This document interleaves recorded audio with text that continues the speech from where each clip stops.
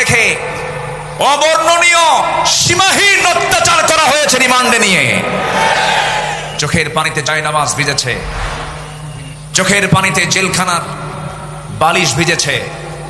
সম্মানিত ভাইয়েরা, সম্মানিত বন্ধুগণ, শেষমেশ এই পাশবিক শক্তি দিল্লির প্রেসক্রিপশনে চিকিৎসার নাম করে হসপিটালে নিয়ে ইমাম আবু হানিফার সেই একই পথ ধরে তাকে বিষ প্রয়োগ করে শহীদ করা হয়েছে।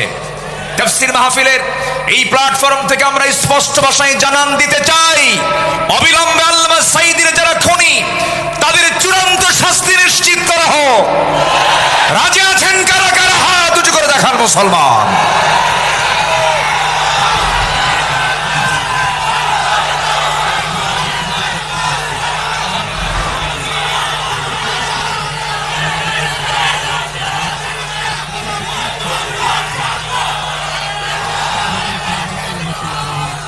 আল্লাহ কবুল করুন, জোরে বলে আমিন, আরো জোরে আমিন।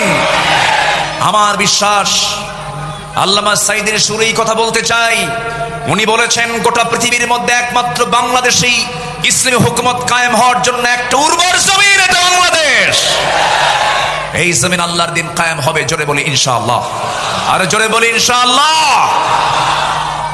আসুন আমরা বর্তমান দেশের যে সংকট, একটি কল্যাণ রাষ্ট্র, ইসলামী রাষ্ট্র গঠনে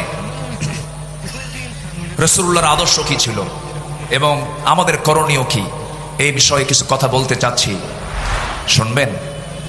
রাজি আছেন তো? কিন্তু সময় তো কম, আমাকে শেষের দিকে যেতে হচ্ছে।